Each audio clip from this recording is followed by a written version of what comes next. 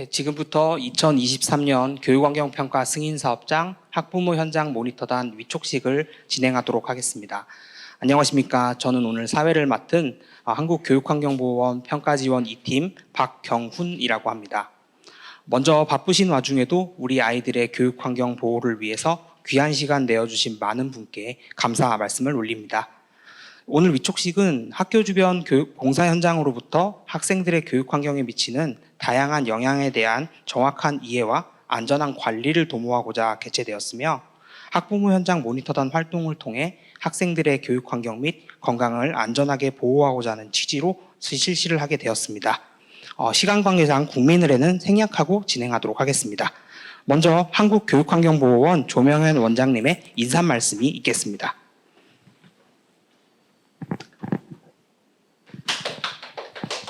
네.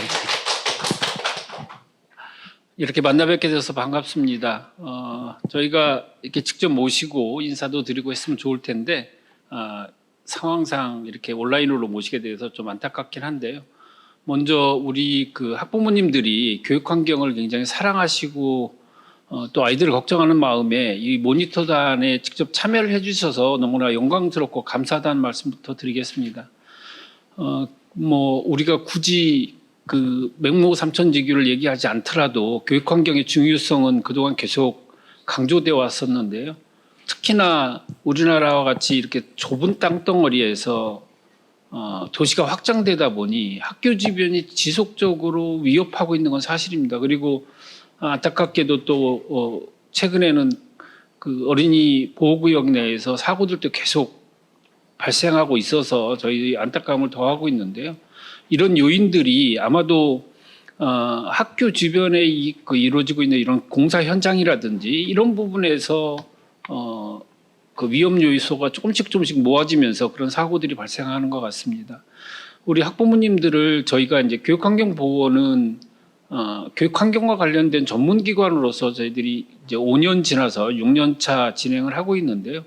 우리 학부모님들하고 함께 이 교육환경을 어떻게 하면 좀 더 보완할까, 보호해 나가서 우리 아이들을 지켜볼까라고 하는 마음으로 학부모 모니터단을 처음 이제 운영을 하게 됐습니다. 그래서 오늘 이렇게 학부모님들이 참여해 주신 것이 너무 감사드리고 45분이 같이 이제 45명의 학부모님들이 같이 참여를 해 주시는데 우리 학부모님들과 함께 1년 동안 학교 현장의 내용을 샅샅이 좀 더 자세하게 그리고 학부모 입장에서 이렇게 좀 모니터링을 해 주시면 저희들이 힘닿는 데까지 같이 협력해서 개선해 나가도록 노력하겠습니다. 물론 진행하는 과정에서 제도의 개선이 필요하다면 그 부분도 같이 협력해서 제도 개선을 노력할 거고요. 우리 학부모님들이 1년 동안 지금 이렇게 참여해 주신 마음으로 계속 참여해 주시면 저희도 힘껏 같이 손잡고 나가겠다는 약속의 말씀을 드립니다. 다시 한번 이렇게 참여해 주셔서 감사드린다는 말씀 드리겠습니다. 고맙습니다. 네, 좋은 말씀 전해주신 조명현 원장님께 감사의 인사를 올립니다. 네, 다음으로 우리 아이들의 건강과 학습 환경 보호를 위해 그 현장 모니터단으로 선정되신 46분에 대한 위촉장 수여가 있겠습니다. 본 행사가 온라인으로 진행되는 점을 고려하여 저희 보호원에서 인접한 지역 내 학부모님께서 대표로 위촉장을 수여받으시게 되었는데요. 세종특별자치시 종촌중학교 학부모님이신 윤현희 학부모님 앞으로 나와주시기 바랍니다. 위촉장 세종특별자치시 종촌중학교 윤현희. 귀하를 학생건강 및 학습환경 보호를 위해 2023년 교육환경평가 승인사업장 학부모 현장 모니터단 위원으로 위촉합니다. 2023년 6월 16일 한국교육환경보호원장 조명연. 네, 앞쪽에 카메라 포즈 한번 취해주시겠습니다.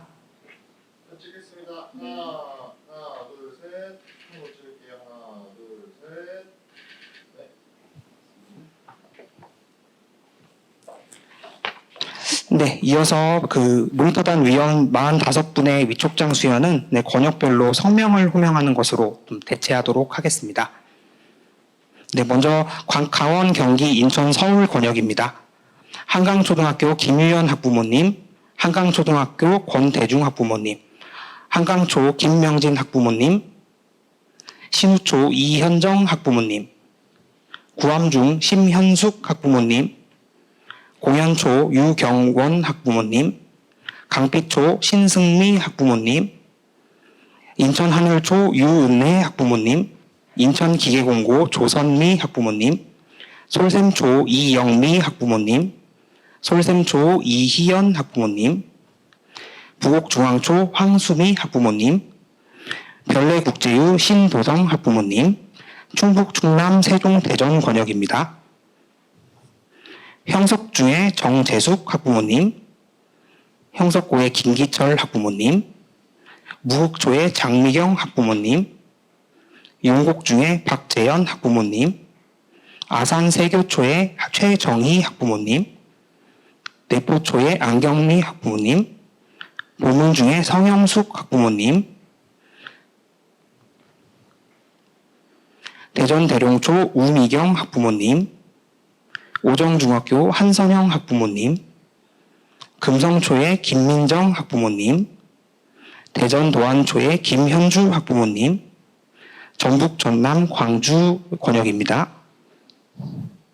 방월초의 윤혜림 학부모님, 소룡초의 설주경 학부모님, 이리동초의 김상미 학부모님, 서왕초의 심재익 학부모님, 여수여자중의 김봉수 학부모님, 광주월산초 박미선 학부모님, 광주월산초 김양화 학부모님, 광주중앙초 이송화 학부모님,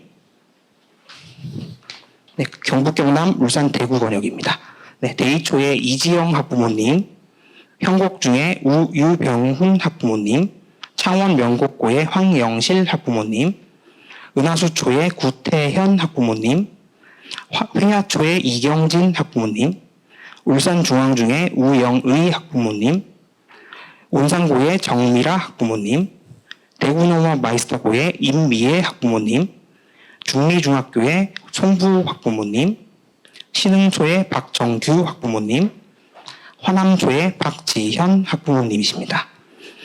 네, 저희가 위촉장은 사전에 우편으로 전달해 드렸는데요. 먼저 받으신 분들도 계실 거고 우편 특성상 시일이 걸리는 부분을 고려해서 곧 받으실 것으로 예상하고 있습니다. 네, 이상으로 학부모 현장 모니터단 위촉식은 여기서 마무리하도록 하겠습니다. 이어서 학부모 현장 모니터단의 활동 방향이나 내용에 대해서 좀 알려드릴 수 있는 첫걸음 교육을 시작하도록 하겠습니다. 첫걸음 교육은 총 3개의 강의로 진행될 예정입니다.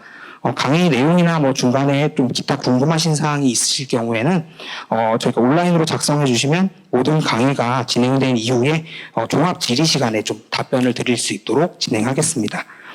먼저 서울 남부교육지원청의 교육지원국장이신 홍재남 국장님께서 교육환경과 학습권, 사람이 공간을 만들고 공간이 사람을 만든다라는 주제로 발표해 주시겠습니다.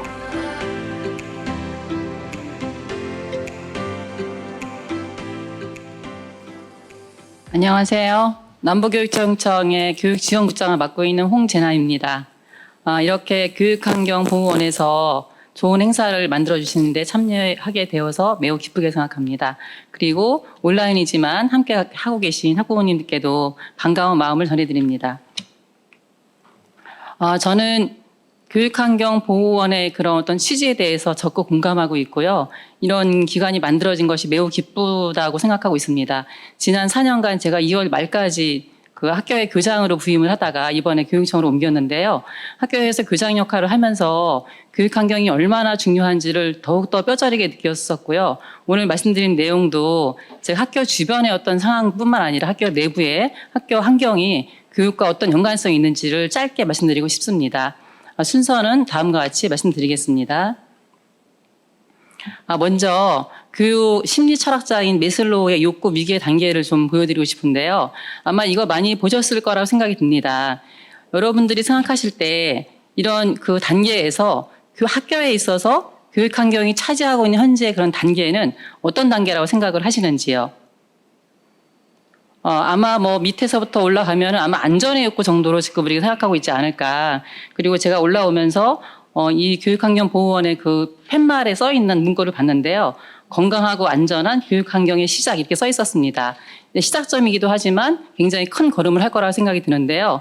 현재는 아마 대부분 안전의 욕구 정도가 아닐까라고 생각을 하게 되는데 과연 교육 환경이 어떤 관점에서 우리 학교의 교육을 지원할 수 있는지 같이 좀 살펴봤으면 합니다.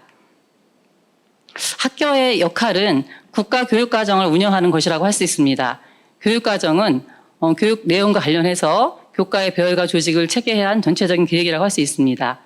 학교의 지도에 이루어지는 교과, 학습 및 생활 영역의 총체라고 나와 있는데요. 그러므로 무엇을 우리가 왜 배우고자 하고 어떻게 배우는가 하는 것이 우리가 교육과정을 운영하는 데 있어서 중요한 부분이라고 할 수 있습니다.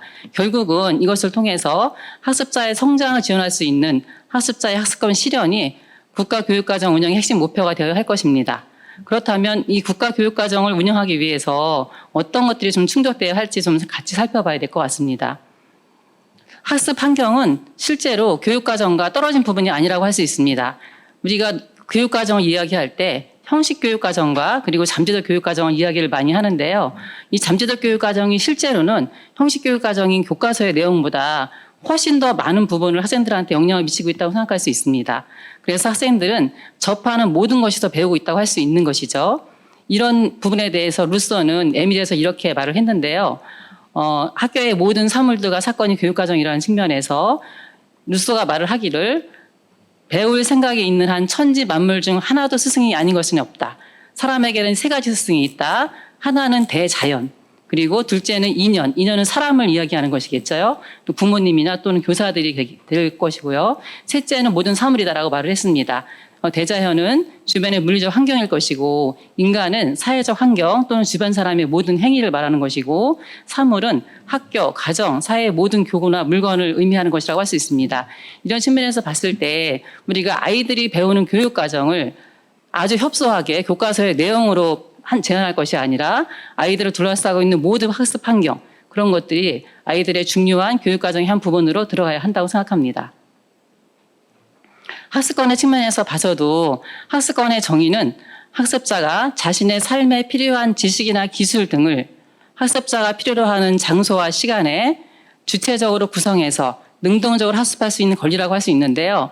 이 7가지 요소를 살펴보면 이 중에서 학습 장소가 굉장히 중요한 역할을 하고 있습니다.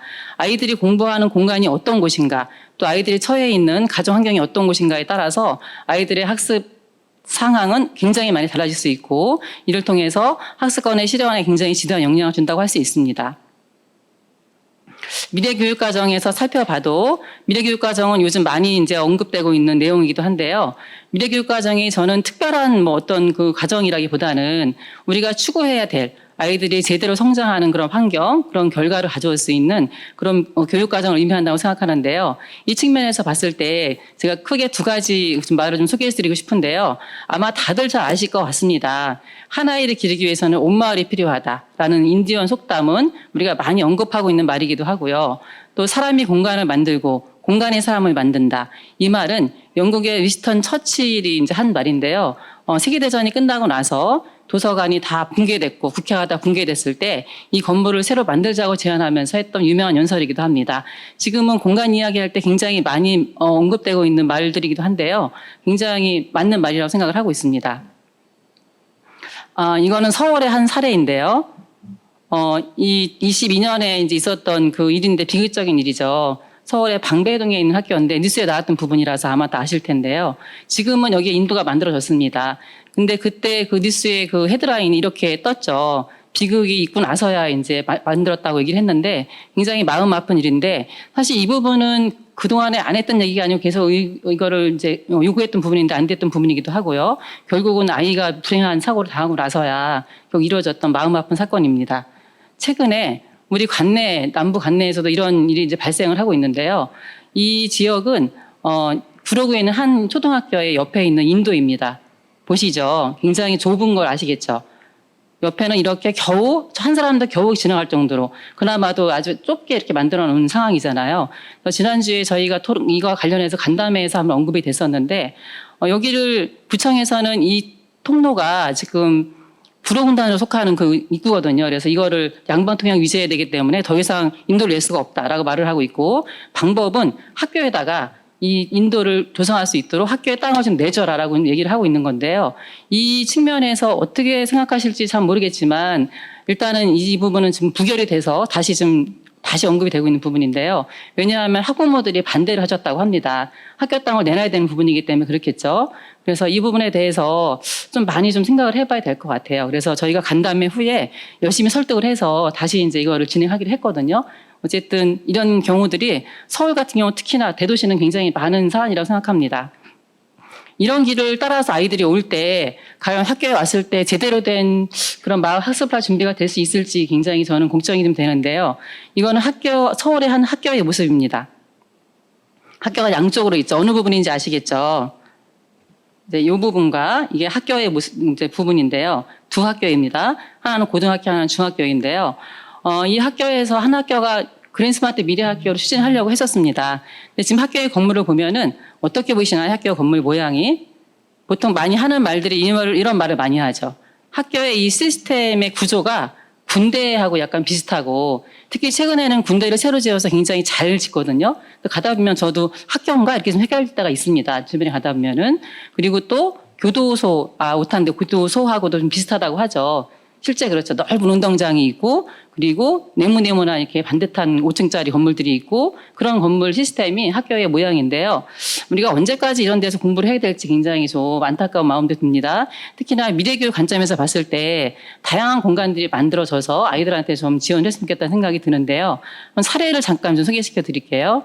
이거는 그 서울에 있는 한 학교의 모습인데요. 기사에 많이 나와서 아마 보셨을 것 같습니다.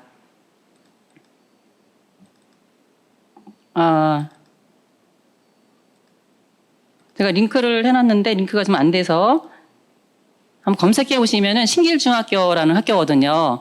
이게 주택 같은 기사에 제가 사진을 하나 가져온 건데 이 주택 같은 모양으로 되어 있죠. 이 학교에 지금 엄청 많은 학생들이 오려고 하고 있고 학생들이 대기자가 굉장히 넘치는 상황이거든요. 근데 이 학교가 지어지기 전까지는 쉽지 않았겠죠. 이런 학교가 가능했던 것은 이 학교가 신설하게 학교이기 때문에 가능했던 건데 기존의 학교도 이렇게 바꿔져야 하지 않을까라는 생각들을 아마 다들 공감하실 것 같다고 저는 생각합니다. 그럼에도 불구하고 잘 안 되는 이유는 좀 우리가 좀 성찰을 해야 될 부분이라고 생각합니다.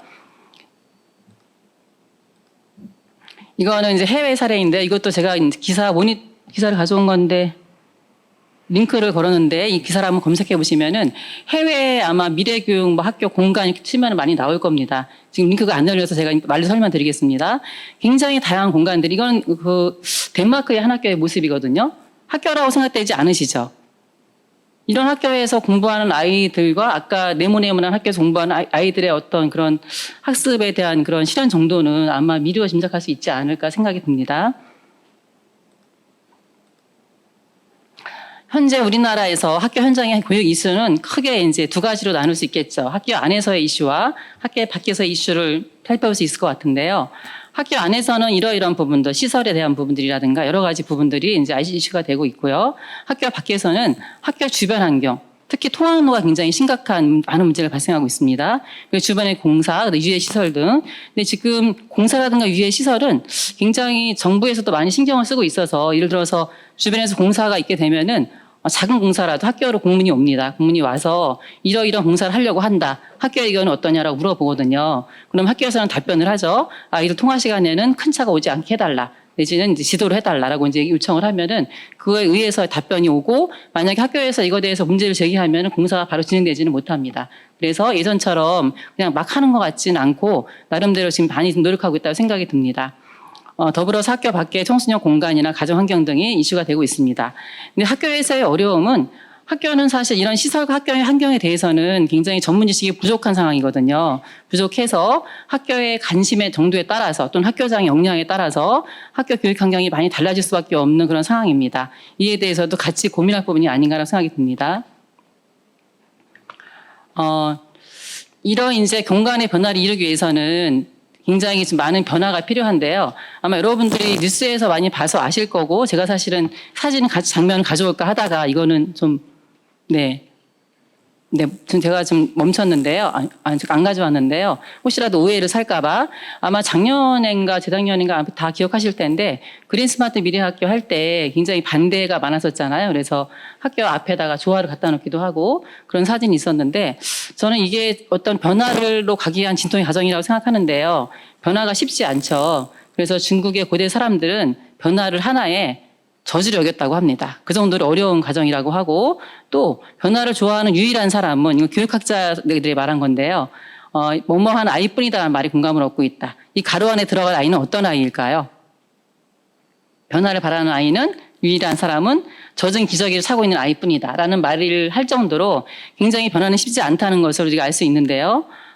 그렇다면 사람들은 왜 변화를 좋아하지 않을까요? 먼저 굉장히 낯설죠. 새로 변화를 시작하게 되면은 불편하죠. 그리고 또 시끄럽기도 합니다. 찬성 반대 의견이 왔다 갔다 하고 그리고 불확실하기도 하죠. 이거 했을 때 가장 좋은가? 에는 불안감이 있는 거죠. 그래서 변화는 굉장히 어렵다고 생각이 드는데 또 우리가 같이 더불어서 알 수 있는 것은 만약에 변화가 되지 않는다면 발전은 있을 수 있을까요? 다들 정답 아실 것 같습니다. 발전이 될 수 없습니다. 변화가 되어야지만 발전이 될 수 있는 거죠. 저는 학교 환경의 문제도 이런 차원에서 접근할 필요가 있지 않나라고 생각을 합니다. 한 가지 짧게 좀 소개를 드리려고 하는데요. 제가 근무했던 우리 중학교에서 지역과 같이 했던 사례를 중심으로 세 가지를 좀 잠깐 말씀드리겠습니다. 이거는 그냥 학교의 내부에 설치한 시설인데 이런 공간이 만들어지고 나서 아이들의 그런 어떤 반응하는 양상은 굉장히 다르기 때문에 그냥 짧게 소개해드리겠습니다. 발코니에 피아노를 놨더니 아이들이 피아노를 와서 치는 거죠. 이거는 학교 주변에 통하는 모습인데요. 이런 모습이었습니다. 여기가 지금 학교의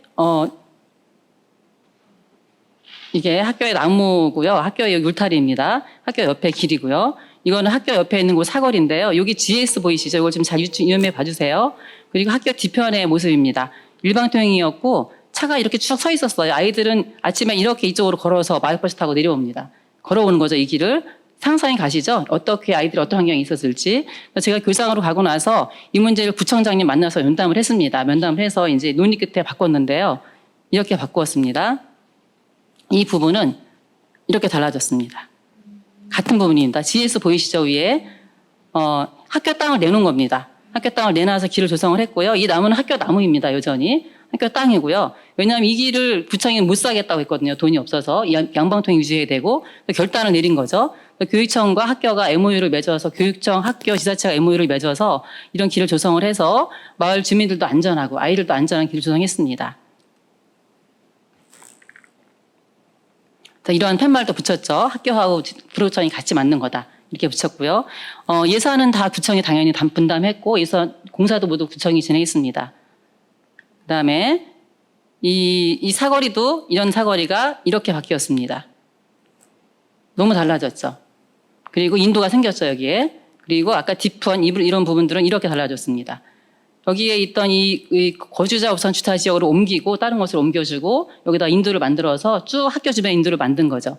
이 학교 뒤편에 작은 동산이 있는데요. 그 동산으로 연결될 수 있어서 작은 산이 있어서 마을 주민들도 엄청 좋아하는 그런 장소가 되었습니다. 그래서 굉장히 음습하고 좀 후미졌던 그런 지역이 굉장히 밝아진 그런 지역으로 바뀐 거죠. 그래서 이랬던 부분이 이렇게 바뀌었습니다. 그다음에 두 번째 사례는 이건 학교 바깥에 있는 학교 담장 바로 뒤에 있는 땅인데요. 여기 보이는 이게 학교 담장입니다. 담장 바로 뒤에 이런 나대지가 있었습니다. 이 뒤에가 야산이 있고 여기를 아이학습장으로 조성을 한 건데요. 이것도 학교랑 지자체가 같이 협력한 사안입니다. 이렇게 학교랑 지자체가 같이 논의를 해서 아이들의 아이학습장을 조성하는 과정에 설계를 같이 했고요. 결과적으로 이렇게 만들었습니다. 학교에서 뒷문으로 나가는 통로를 만들어서 아예 바로 아이학습장으로 나가고 연결해서 뒤에 동산으로 나가는 그런 틀을 만든 거죠. 이 지역, 이 부분은 아이들도 사용하지만 인근의 초등학교랑 우리 중학교 학생들도 사용하지만 마을의 어르신들이 엄청 좋아하는 공간이고요. 주말에 가보면은 마을의 작은 소공원이 되어서 마을 주민들이 굉장히 좋아하는 이곳이 약간 좀 소외된 지역이거든요. 구로 지역이라서 공원도 별로 없고 근데 굉장히 좋은 휴식 공간이 되고 있습니다. 아이들이 이거는 제가 연출한 게 아니라 방과 후 아이들이 나와서 여기서 수학 문제를 풀고 있더라고요. 이렇게 나무 그늘에 앉아서 제가 찍어도 되니? 이랬더니 찍어도 된다고 했고 공유도 된다고 허락받고서 가져온 사진입니다. 그 공간을 만들어 놓고 나면 공간이 아이들한테 어떤 그런 변화를 주는지를 저희가 많이 절감할 수 있는 사례들이라고 할 수 있습니다. 세 번째 사례는 아이들의 청소년 공간을 만들었는데요. 학교 방과 후에 학교의 그 공간을 같이 공유하는 그런 개념에서 다 같이 학교를 제가 제안을 했고 설계한 그 모양입니다. 사실 이거를 짧게 소개드리기는 어려운데 이렇게 설계를 같이 했고요. 아이들이랑 같이 했고 왜냐하면 방과 후에 아이들이 갈 곳이 없잖아요. 갈 곳이 없어서 아이들이 바깥에 헤매거나 아니면 주로 PC방에 가거나 했는데 그런 것들이 너무 안타까워서 4시 반 이후에는 학교를 마을 아이들한테 꼭 개방하자라는 취지에서 교육청에 제가 적극적으로 제안했고 교육청도 적극적으로 호응해서 교육청과 학교와 지자체가 같이 협력한 사업입니다. 그래서 많은 지금 다양한 프로그램들이 이루어지고 있고요. 여기 지금 QR코드가 보이시죠? QR코드를 찍으시면은 이게 연결됩니다. 홈페이지로 연결되어서 다같이 학교 홈페이지로 연결되어서 다같이 학교에 대한 자세한 소개가 나와 있으니까 보시면 될 것 같습니다. 아니면은 다같이 학교라고 인터넷 쳐도 많이 나와 있으니까요. 이 다같이 학교는 하나로 그치지 않고 처음 시작은 여기서 시작했으나 서울시 교육청에서 서울시의 모든 지역에 이거를 만들려고 좀 노력을 하고 진행을 하고 있습니다. 현재 4개째까지 진행되고 있고요. 모든 교육청이 만들고 그다음에 모든 지자체 모든 구청별로 만들자라고 좀 계획을 잡고 있습니다. 제가 좀 짧게, 시간이 짧아서 좀 짧게 말씀드렸는데요. 다시 한번 좀 여쭙고 싶습니다. 제가 짧게 말씀드렸지만, 이런 관점에서 학교의 교육과정과 그다음에 학교 환경의 이런 상황 관계를 보는 관점에서 학교 환경의 현황과 그다음에 인식을 저희 다시 좀 살펴본다면, 이 교육 환경은 어떤 단계여야 할까요? 이 부분에서, 예슬로의 단계에서 어떤 부분이 되어야 할까요? 최소한 안전의 요건은 당연히 돼야 되겠죠. 최소한 아이들이 통학하면서 그런 위험한 환경으로 걸어올 수 있지 않도록 만들어야 되는 건 당연한 거고 저는 교육과정으로 적극적으로 바라본다면 이 자아실현 욕구로 가야 한다고 생각합니다. 자아실현할 수 있도록 좋은 환경을 조성해 주는 것 그것이 우리 어른들이 해야 될 일이 아닌가라고 생각합니다. 그런 관점에서 몇 가지 제안을 드리겠습니다. 먼저 교육 환경을 중요한 학교 교육과정을 인식해야 한다. 그래서 소극적이고 단기적인 관점인 교육환경 보호를 넘어서서 지금 사실은 보호조차도 저는 시작이라고 생각을 하는데요. 보호를 넘어서서 적극적이고 장기적인 관점에서 교육환경 조성으로 실행되어야 한다고 생각합니다. 그래서 시작을 넘어서서 앞으로 교육과정을 좀 적극적으로 할 수 있는 교육환경 보호원 조성원이 됐으면 좋겠다고 생각합니다. 그다음에 세 번째는 학교 환경 조성이 비전문가인 학교만의 책무가 아니라 컨트롤 타워 역할을 할 수 있는 전단 조직을 만들 필요가 있다고 생각하는데요. 이 부분에 대해서는 지금 모니터 단으로 들어오신 학부모님들도 많은 관심을 가져주셨으면 좋겠습니다. 사실 학교는 굉장히 바쁘게 돌아가고 있거든요. 그러니까 학부모님들이 모니터 단 하시면서 학교 주변의 시설뿐만 아니라 학교의 내부의 시설에 대해서도 조금 더 좀 교육과정이 될 수 있도록 많은 관심을 가져주시기 바랍니다. 그래서 교육환경 보호원의 역할이 현재의 결핍 욕구인 안전의 단계를 넘어서서 성장 욕구인 자아실현의 단계로 나아가기를 기대합니다. 네, 감사합니다. 이상입니다. 네, 학교 내외의 공간을 모두 연계해서 이렇게 바라봐야 한다는 말씀 주신 것 같고요. 저희 모니터단이 앞으로 어떤 부분을 좀 중점적으로 고려해야 할지에 대해서 알 수 있는 시간이었던 것 같습니다. 좋은 말씀 주신 홍재남 국장님께 다시 한번 감사의 말씀을 드립니다. 다음으로 한국교육환경보호원 평가지원 2팀 이내연 팀장님께서 학부모 현장 모니터단 주요 내용 및 활동 계획에 대해 발표해 드리겠습니다.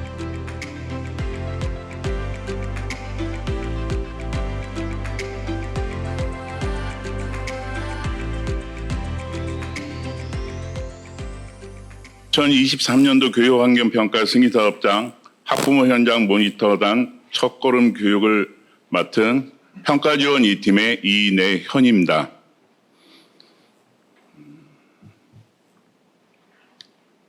모니터단 위촉에 참여해 주신 학부모 여러분께 다시 한번 감사의 인사를 드립니다. 제가 오늘 말씀드릴 것은 교육환경보호원이 뭐하는 곳인지 말씀드리고요. 관련 법령, 교육환경평가, 사후관리 등급, 사후 교육환경평가가 무엇인지에 대해서 말씀드리도록 하겠습니다.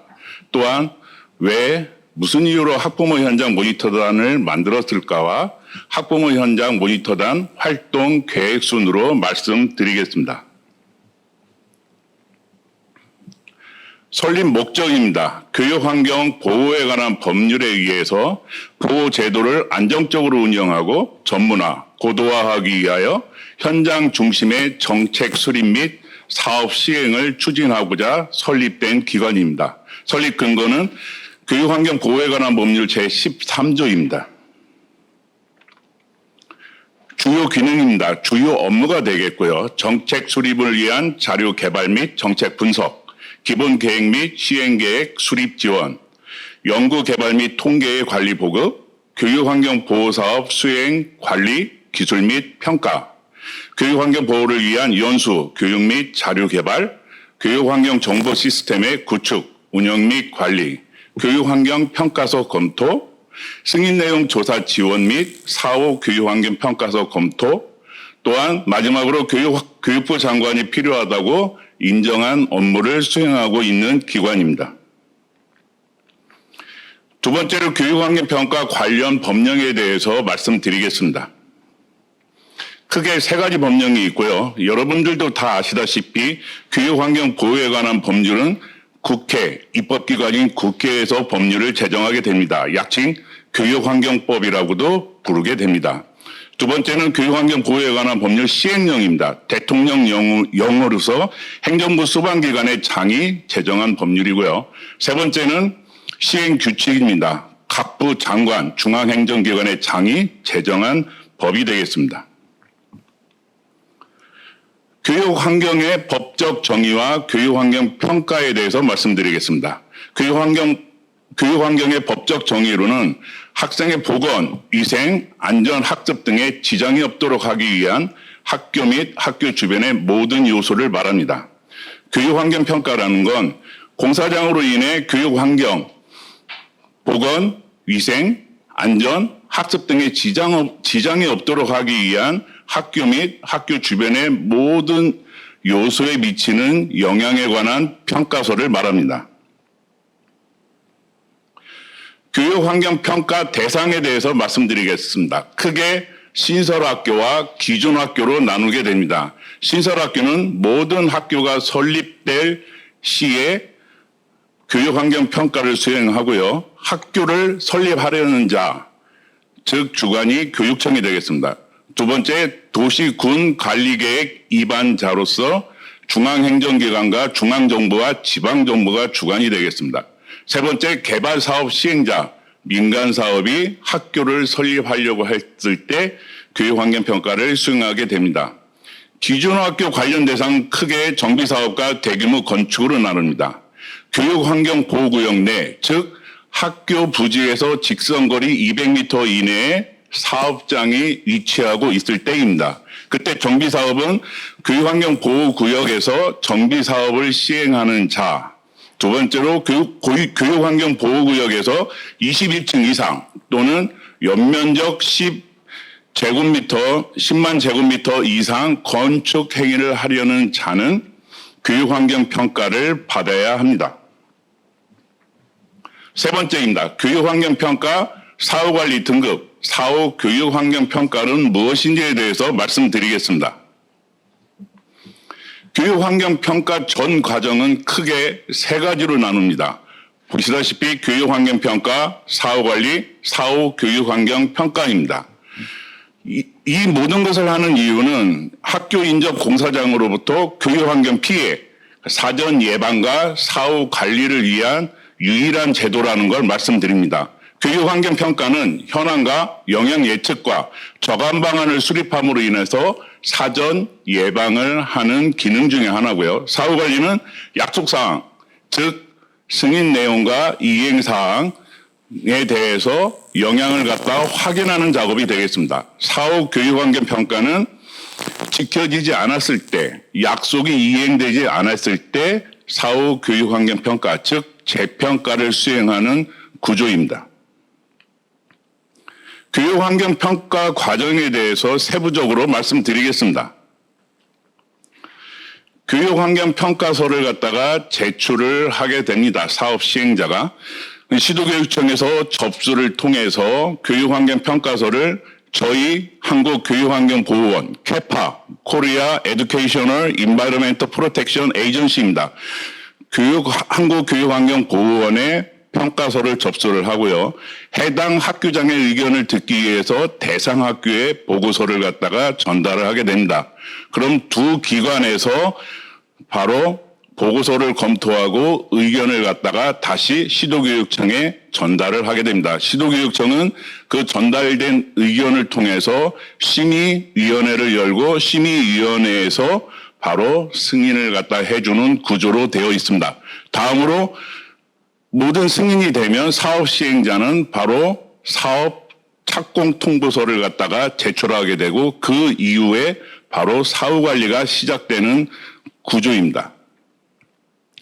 사후관리 대상지 등급을 어떻게 나누는지에 대해서 말씀드리도록 하겠습니다.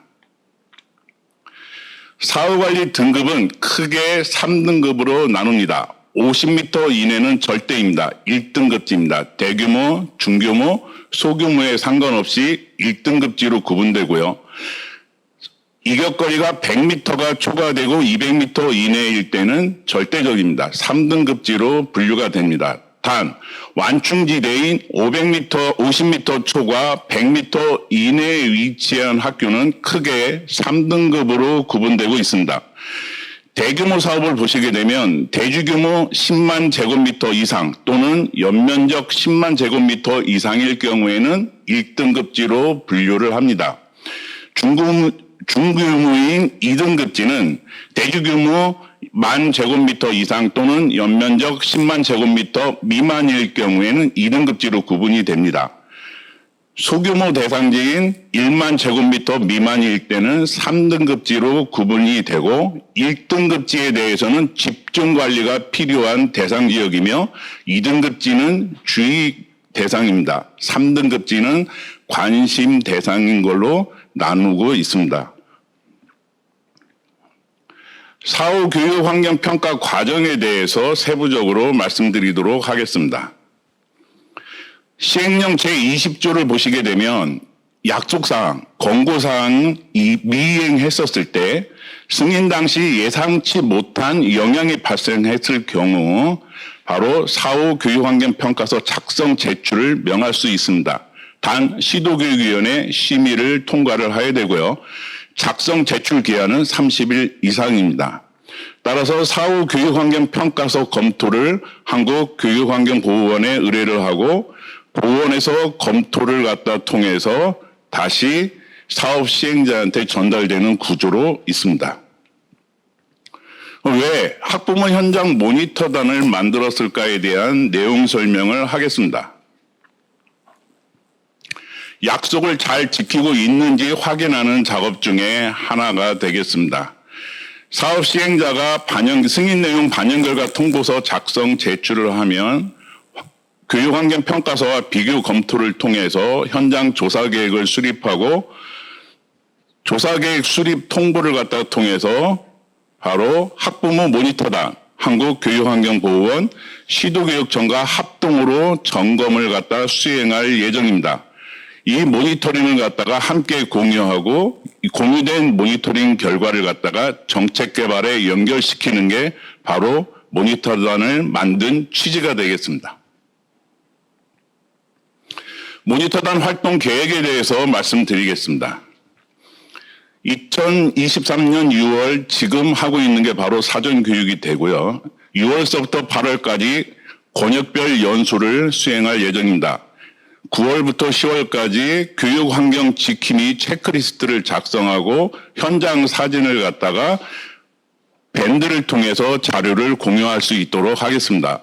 2024년 1월에 바로 결과 나눔회, 합동 결과 발표를 하고 학부모님의 경험을 공유할 수 있도록 하겠습니다.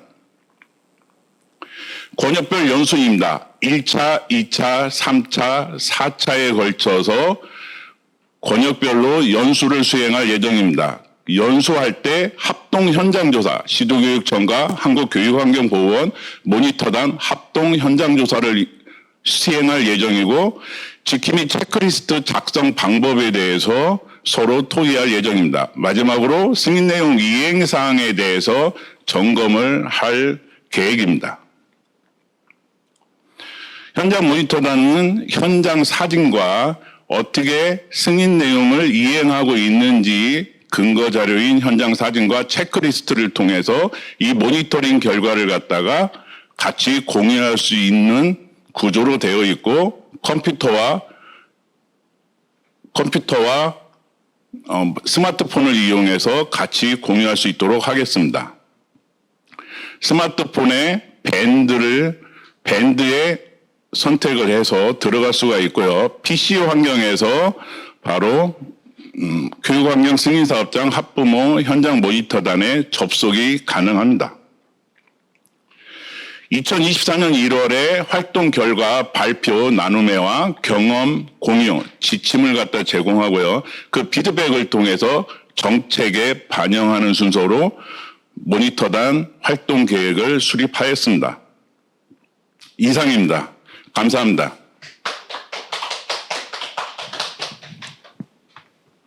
네, 앞으로의 모니터단의 역할과 활동 계획에 대해 알 수 있었습니다.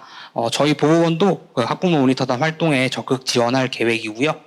모니터단 여러분들의 활발한 활동 기대하겠습니다. 네, 다음으로 한국교육환경보호원 정책연구팀 윤윤정 박사님께서 그 공사 중 통화 간접 모니터를 위한 체크리스트 안내에 대해 발표드리겠습니다.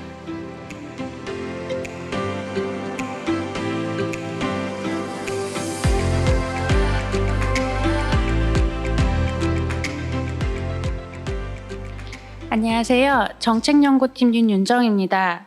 오늘 공사 중 통화 간접 모니터를 위한 체크리스트 안내에 대해 말씀드리고자 합니다.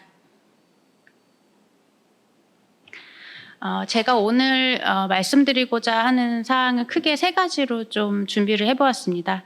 지금 이제 학부모님들께서 이제 공사 중 통화 간접에 관한 이제 모니터를 하시기에 앞서서 이러한 통화 간접 이슈가 우리나라에서 어떤 식으로 나타나고 있는지에 대해서 공유를 좀 하고, 두 번째로는 이제 공사 중 통화 간접 모니터 그 체크리스트에 대해서 간략히 소개드리고자 합니다. 그리고 마지막으로는 우리 그 생활 주변에서 굳이 공사장, 우리 학교 주변 그 공사장이 아니더라도 통학 안전시설이나 그 교통 안전시설이 어떻게 적용되어 있는지 그런 부분을 보여드리고자 합니다. 이제 학교 주변에서 공사가 나타난다고 한다면 크게 이제 그 학교로 가는 어떤 통학로 폐쇄나 공사 차량에 의한 보행 사고를 예측하실 수가 있는데요. 제가 지금 세 가지 그 기사를 보여드리고자 하는데, 물론 이 세 가지 기사는 이 공사장이 교육환경 평가 대상 사업지일 수도 있고 아닐 수도 있습니다. 제가 여기에서 보여드리고자 하는 사항은 이제 학교 인근에서 이제 공사가 발생을 됐을 때 이제 어떻게 보면은 차량이나 이런 대규모 공사로 인해서 통학로 폐쇄가 이루어질 때 이제 공사 그 교육환경 평가 대상 사업지가 이제 200m 이내에서 발생하는 어떤 일정 규모 이상의 그 발생 규모이다 보니까 이러한 어떤 그 사고의 발생 우려가 더 크게 나타날 수 있는 부분이 있고요. 그리고 세 번째 그 기사를 보시면 아시겠지만 여대생이 어떻게 보면은 사고를 당한 부분이기 때문에 이건 어떻게 보면은 일반인들도 상당히 취약한 어떤 여건이라고 보시면 될 것 같거든요. 그렇기 때문에 그만큼 공사 중 통학 안전에 관한 부분은 주의 깊게 좀 보실 필요가 있겠습니다. 아까 그 설명회에서 이내연 팀장님께서 이제 잘 말씀해 주셨고요. 저는 이제, 이 사진을 보여드리고자 하는 이유는, 그럼 교육환경 평가 승인 대상 사업지가 과연 어디를 얘기를 하는 것인가 하는 부분인데요. 이제 예를 들어서 설명드리려고 제가 준비했습니다.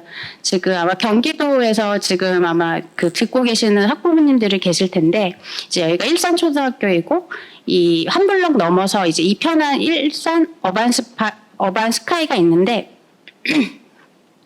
이제 건립이 됐고요. 여기는 교육환경 평가 승인 대상 사업지였습니다. 그래서 이제 공사가 한참 진행이 되었고 이제 건립이 되면 이렇게 공사 그 완료 이후에 이렇게 건물이 나타난다라고 보시면 될 것 같아요. 그래서 이따 말씀드리겠지만 저희가 교육환경 평가로 보는 그 평가 항목 중에서 1조나 이런 부분을 같이 보고 있거든요. 그래서 이러한 고층 건물이 올라갔을 때 1조의 영향을 같이 보신다라고 생각을 하시면 될 것 같고요. 두 번째로는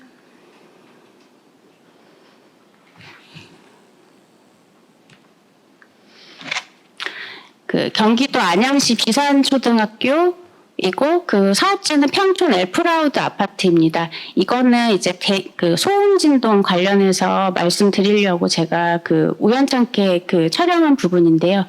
그 이제 저희 교육환경 평가 그 사업 그 기준에서 소음 진동이 외부에 노출이 이제 그 수업 중이나 그런 부분을 감안해서 저희가 65데시벨로 책정을 하고 있는데 그럼 과연 65데시벨이 어떤 소음의 크기인지 궁금하시잖아요. 제가 우연찮게 이 부분을 촬영이 돼서 지금 보시면은 요 기계 요 수치를 보시면 될 것 같습니다. 이 기계 수치가 변하시는 게 보이실 거예요. 순간적으로 크게 쾅 하는 소리가 날 겁니다.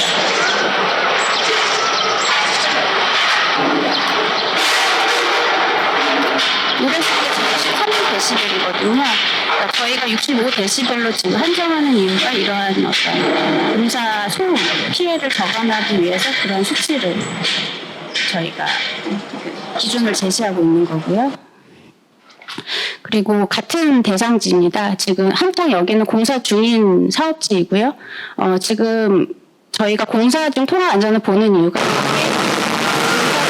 대형 공사 차량이 한꺼번에 수시로 움직이는 부분이 있거든요. 그래서 저희가 그 부분을 시간대로 조정하는 이 부분이 있고요. 여기도 같은 사업지입니다. 그 위쪽에 학교가 있어가지고 위쪽으로 공사 차량이 가지 않고 밑으로 해가지고 이제 지금 안전 요원이랑 안전 표지판이 있죠.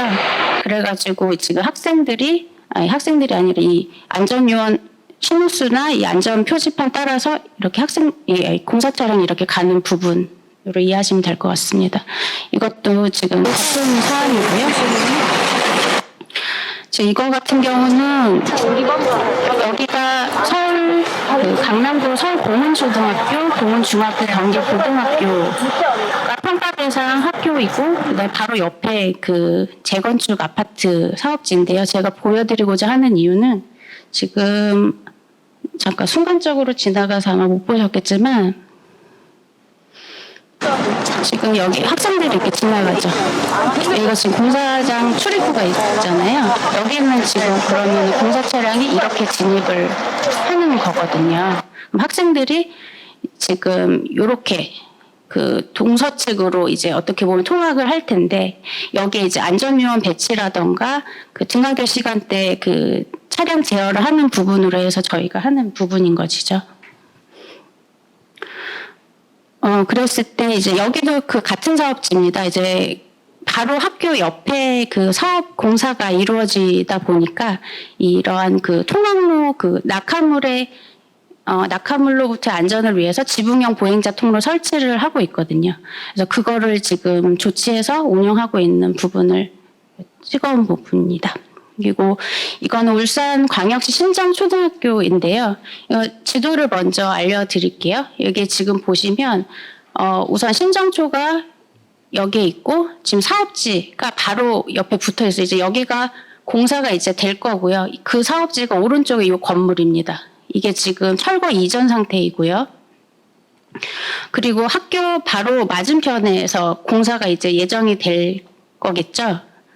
근데 아까 그 어반스카이 사례처럼 지금 아까 이거를 이제 제가 바라보면서 이 건물 사진을 찍은 건데 그 학교 옆에 바로 주상복합이 이제 들어설 텐데 그 층고가 왼쪽에 요 사진에 이 건물보다 몇 층 더 높게 올라간다고 해요. 그래서 이러한 그 어떤 영향 평가를 하는 부분이라고 이해하시면 될 것 같습니다. 그래서 이제 향후에 이제 공사 중 통학 안전 모니터를 어떻게 하시면 되시는지 구체적인 사항은 그 현장 때 말씀드리고요. 지금은 그 간략하게 말씀을 드리겠습니다.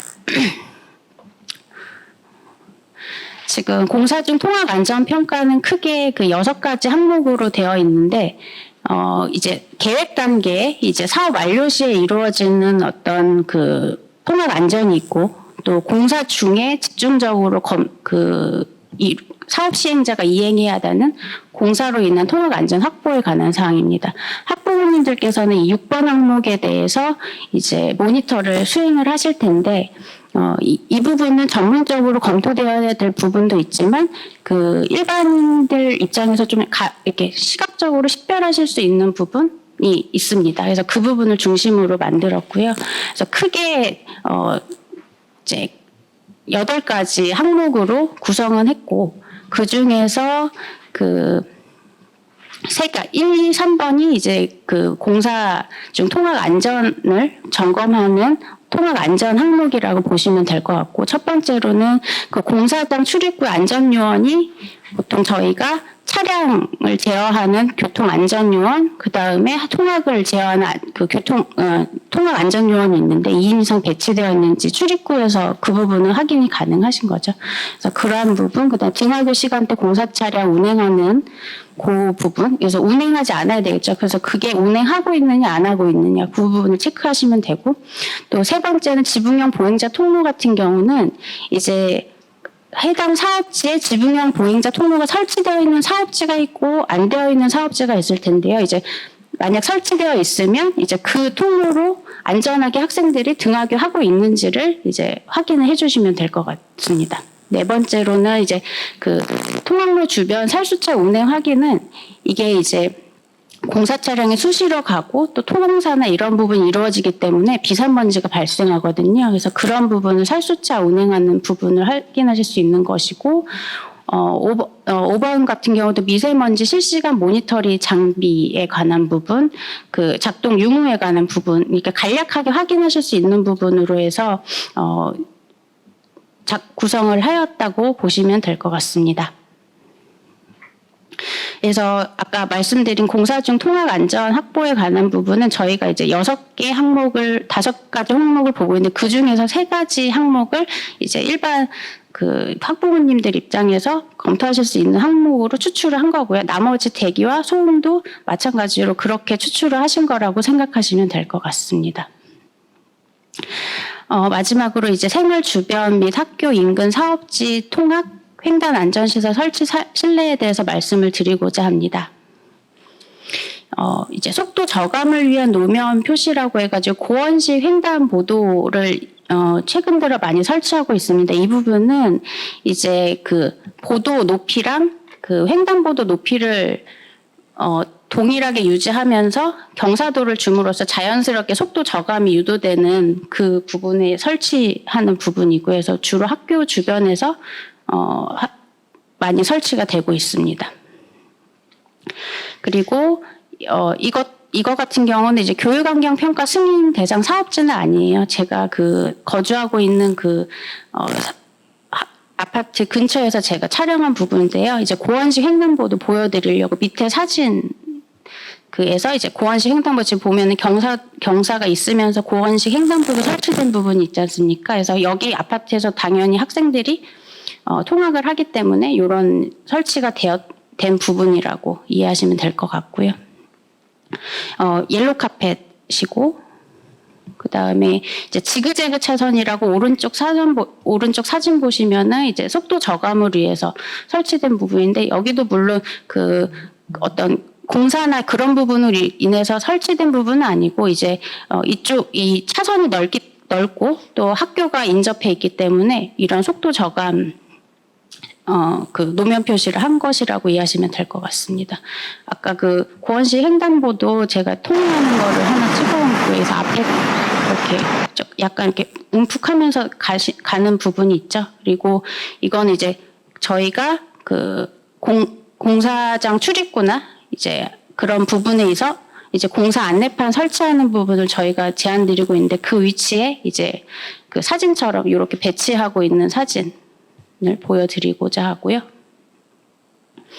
그리고 이거는 이제 그 공사 그 등하교 시간대 그 이제 통학로 주변에 안전요원 배치가 돼서 그 안전 관리를 하고 있는 모습을 제 동영상으로 찍었어요. 지금 보시면 학생들이 이렇게 통학을 하고 있고 거기 이제 주요 횡단보도변에 안전요원들이 배치돼서 하는 부분이고, 여기는 아까 그 보여드렸던 그 일산초등학교 그 인근 어반스카이 그 공사 중일 때 이렇게 통학 안전 운행 관리를 하는 모습이라고 이해하시면 될 것 같습니다. 예, 제 그 부분은 여기까지이고요. 궁금하신 사항은 종합 질의 시간 때 말씀 주시면 좀 더 구체적으로 설명드리도록 하겠습니다. 들어주셔서 감사드립니다. 네, 우리 아이들의 안전에 가장 중요한 통학 안전은 뭐 이제 학교뿐만 아니라 우리 어른들도 함께 반드시 좀 관리를 하고 보호해야 된다는 부분에 대해서 좀 알 수 있었던 시간인 것 같습니다. 네, 좋은 강의를 해주신 우리 윤윤정 박사님께 다시 한번 감사 말씀을 드리겠습니다. 네, 다음으로 종합 질의응답 시간을 갖도록 하겠습니다. 지금 온라인을 통해서 다양한 의견 많이 주고 계신데요. 저희가 요거 뭐 일일이 다 설명을 드리면 좋겠지만 저희 시간 관계가 좀 있어서 몇몇 개에 대해서 설명을 좀 드리려고 합니다. 우선적으로 좀 의견 많이 주시는 게 이제 통학안전 분야 외에도 뭐 비산먼지라던가 소음 진동에 대해서도 관리가 필요하지 않냐라는 질문을 많이 주셨는데요. 저희가 지금 좀 처음 모니터단을 운영을 하는 거다 보니까 이런 통학안전에 대한 부분을 좀 말씀을 드리고 있는데, 앞으로도 저희가 분야가 다양하게 있기 때문에 미세먼지나 소음 진동 분야에 대해서도 조금 범위를 확장해서 관리할 수 있는, 그렇게 좀 추진할 수 있도록 계획을 하고 있습니다. 이 부분에 대해서는 저희가 권역별로 설명회가 진행될 텐데요. 그 설명회에서 좀 자세한 내용을 좀 말씀드릴 수 있도록 하겠습니다. 그리고 또 하나 말씀 주시는 부분이 이 모니터단 역할 자체가 너무 학부모님들이 이제 업무라던가 하셔야 되는 부분들이 많지 않냐라는 말씀을 좀 주셨는데요. 뭐 학부모님들께 모든 역할을 저희가 이렇게 요청드리는 부분은 아닙니다. 단지 저희가 이 교육 환경 관리에 있어서 학부모님들의 목소리라던가 의견이 어떠하신지를 듣고 저희가 실제 제도적으로 이런 부분들을 개선할 수 있을지, 그런 부분들을 이제 전문적으로 아시는 전문가분들과 함께 활동하자는 의미에서 말씀을 드리는 거라서요. 이 모니터단 활동하실 때 저희와 함께 활동하시는 거다, 그렇게 보시면 될 것 같습니다. 네, 뭐 추가적으로 혹시 현장에서 질문 있으시면 질문 부탁드리겠습니다.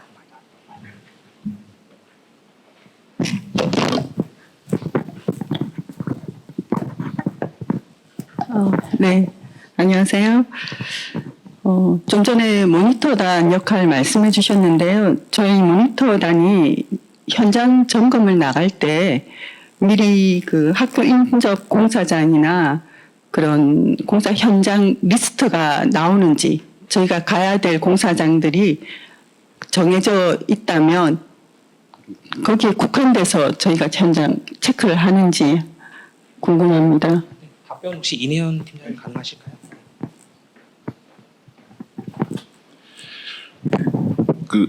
현장을 가야 될 리스트는 당연히 나오고요.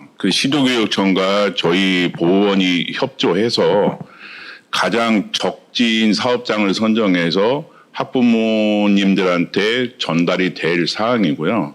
그래서 하루나 이틀을 일정을 잡아서 하루는 교육을 수행할 예정입니다. 그 교육에는 통학안전 분야뿐만 아니라 소음 진동과 대기에 대한, 미세먼지에 대한 교육이 있고 점검을 어떻게 하는지에 대한 구체적인 설명이 이어진 후에 그 다음에 같이 합동으로 현장 조사를 통해서 체크리스트를 어떻게 할 것인지에 대해서 수행할 것인지에 대해서 교육을 한다라는 거고, 그렇게 이해하시면 되겠습니다. 네, 그렇다면 저희가 현장 리스트는 당연히 나올 것으로 아는데 저희 모니터단은 아무래도 교육을 받고 여기에 대해서 굉장히 다른 사람보다 예민하게 볼 거란 말입니다. 그럼 여기에 나와 있지 않는 공사장을 저희가 임의적으로 뭔가 발견을 했거나 여기는 조금 한번 점검이 나와야 되겠다라는 생각이 들었을 때, 그것이 리스트에 있지 않지만 모니터단이 제안을 했을 때 그것도 어느 이제 뭐 과정을 거쳐 점검할 수 있는 그런 예외사항, 그런 게 해당이 될까요? 저희 원에서는 환경 현안 대응이라고 하는 기술 지원이 시책 사업으로 하나 존재하고 있습니다. 그렇기 때문에 학부모 모니터단에서 요청하는 그 사업장에 대해서는 저희가 당연히 환경 현안 대응 기술 지원이라고 해서 같이 나간다라는 걸 말씀드리고요. 그거에 대한 컨설팅 보고서도 당연히 제출을 하게 돼 있습니다. 그렇기 때문에 그 부분에 대해서는 언제든지 있으시면 요청을 해주시면 저희들이 참여할 수 있도록 하겠습니다. 네, 감사합니다. 고맙습니다.